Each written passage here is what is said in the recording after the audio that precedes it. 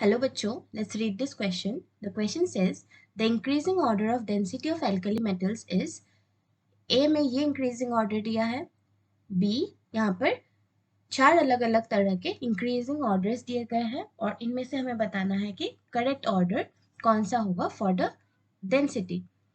इस question का key concept है increasing order of density of alkali metals. So we know that density is equal to mass by volume. Density दो चीजों पर depend करता है. One is mass and the other is volume. So in case of the group 1 यानी कि alkali metals, group 1 metals which are the alkali metals.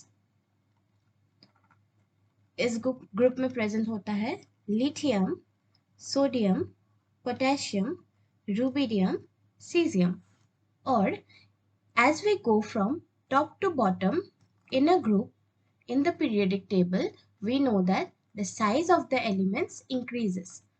Group में अगर हम टॉप टू बॉटम मूव करें तो साइज इंक्रीज होता है या फिर हम बोल सकते हैं कि एटॉमिक रेडियस जो है that increases.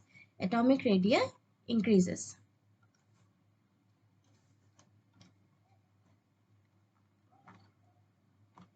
So we can say that cesium is the largest element. Cesium is the largest element if we talk about the size, and lithium is the smallest element.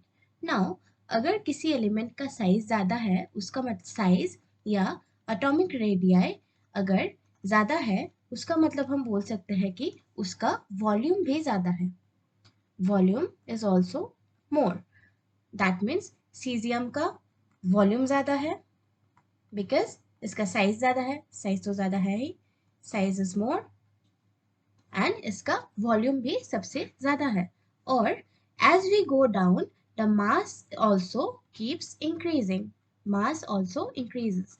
Group के bottom वाले elements जो होते हैं those are the heavier elements, यानी कि इन elements के मास भी बढ़ जाते हैं as we go from top to bottom in a group.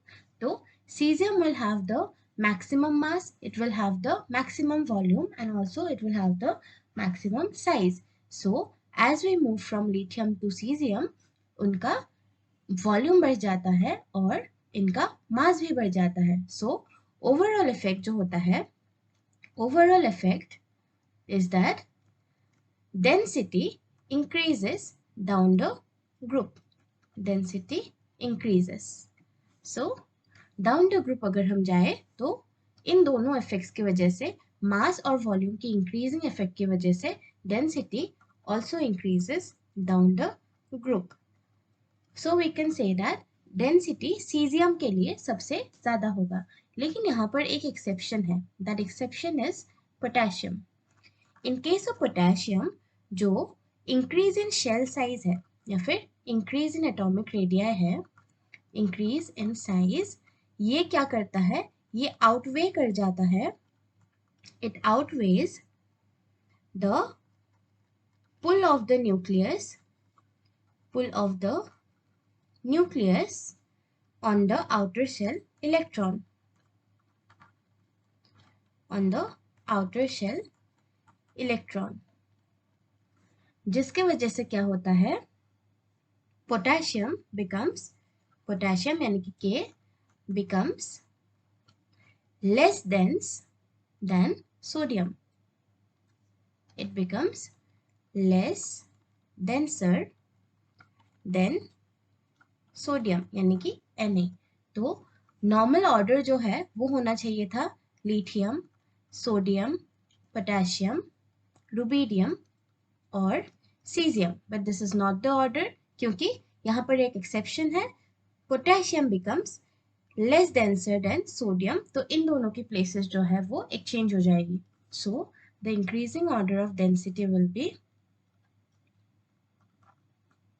The increasing order of density will be, सबसे कम होगा लिथियम का, उसके बाद होगा पोटेशियम, सोडियम से पोटेशियम की डेंसिटी जो है वो कम हो जाती है, क्योंकि इन case of potassium increase in size का जो फैक्टर है वो इनर न्यूक्लियस के जो आउटर शेल इलेक्ट्रॉन पे पुल है उसको, उस फैक्टर को आउटवे कर जाता है। So its density becomes less than that of sodium. और उसके बाद है